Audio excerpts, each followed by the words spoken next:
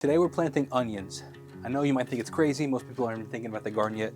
It is early January, but honestly, I've made this mistake many a time. I start my onions too late typically, and then they're not as big as I would like them to be when the season is ready to harvest them. So, based on the research I was doing, I was actually reading that I should try to start them as the first thing in my garden. In my greenhouse, you can do this inside with a grow light. A little bit of heating from the heating pads down below, and we're gonna start, again, January. I grow, so now here's a couple things. If you're new to growing onions, we're going to talk about seed starting onions, but then as a whole, we're going to, like, throughout the season, we're going to go, different series, an onion series essentially. But let's talk about the onions in general. There's three different types of onions, not including like color, like not like a white onion, red onion. Well, there are white, yellow, and red. There are three different types, but I'm talking long day, intermediate day, and short day. And what you need to know about that is depends on where you're growing. Southern areas grow short day, intermediate areas is like the middle of the country, and then northern is long day. Now, what that means is like how much sunlight you have, essentially how long the sun is in the sky, it determines. Why that's important is onions actually bulb. It's called photo. I think it's photosensitive or photo something, where they actually respond to the sunlight. So every green shoot you see coming from an onion seedling is actually a layer of that onion. So you want to get as many green shoots as you can prior to the summer solstice, which is June 21st or something, June 22nd. Because after that, as the days get longer and longer and longer, you're throwing up shoots. As soon as it senses that the days are getting shorter, which is after June 21st, the days are getting shorter. It knows that, it can sense it, and then it focuses its energy. It changes the focus of the energy from the growing the greens to bulbing out. It just senses it. It's crazy science, or science gardening is pretty interesting. So you want to get them as big as you can before then. So I'm going to try starting them in January. Now, there's two different ways to do onions. There's onion seeds, which is what we're doing today, and there's onion sets. Sets are seeds that were grown the previous year. They are grown for convenience. They work well. They're definitely beginner friendly, and they're little mini onions. They're like the size of like a marble. You plant those out. They do pretty well. You have a lot, they're decently inexpensive. Seeds are obviously cheaper, but they have they're higher prone to bolting, which means like going to flower, because onions are biennials, which means that they flower and seed every other year, just like carrots actually. So if it senses that there's been a winter, it's a very good chance that it will go to flower instead of going to bulbing. So I like to do a dividing of both. I like to do onion seeds and I like to do onion sets. I have not mastered the onion yet totally. I have enough for my family. I grow enough for my family, but they end up being kind of small. My goal every year is to grow these fat, serious onions. So we continue to try.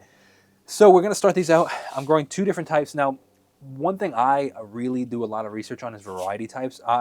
While I really enjoy flavor and how my food tastes, if you're growing it at home, it's most of the time going to taste really nice, really good compared to the store.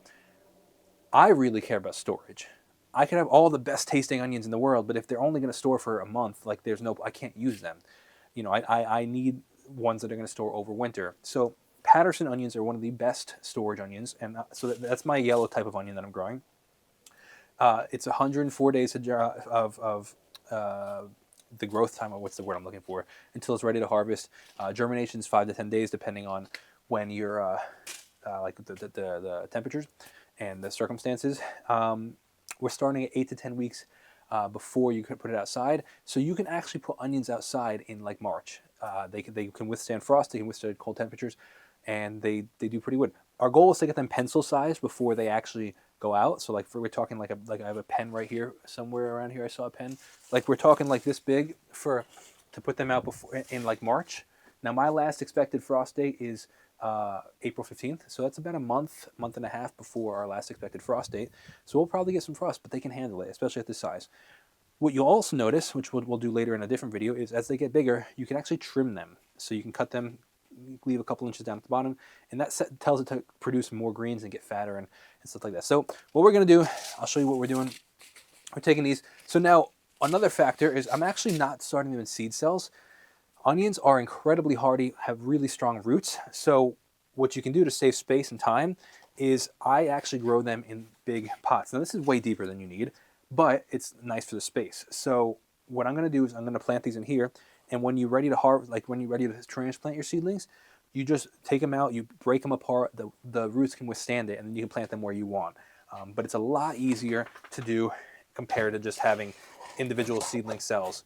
And it saves a lot of space, saves a lot of dirt. I highly recommend it. So we're going to take these, open them up. I'm going to do two trays of Patterson's, and then one tray of red onions, which are the Red Wing variety. This is from Pine Tree Gardens. Shout out to them. There's no sponsorship or anything like that, but I get my seeds from all over the place. I do MI Gardener. Shout out to Luke from MI Gardener quite a bit. Now they can actually be bunched up pretty tightly, pretty close to each other. We're just going to scatter them around, and I'm just moving them around so they're not all totally bunched together. And they will grow.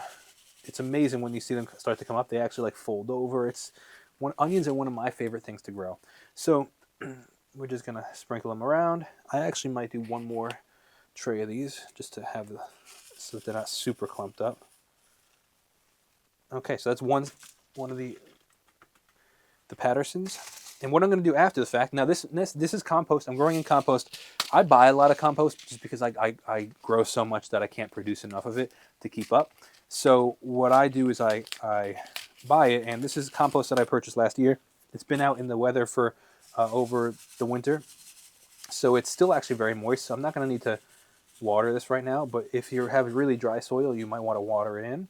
I'm not going to need to do that. So I'm going to show you what we're doing here. So spread them around a little bit. Now, you don't have to put them too deep. What I'm actually going to do, just to save time so I don't have to go and get into the tray of compost, let me zoom you in a tiny bit. So what we're doing, I'm actually going to take a little bit of this compost that I have right here that I was actually going to put the red onions in. I'm just going to sprinkle it on top just to cover them up. Cover them up. They don't need to be too deep. They just, want to be submerged in the dirt.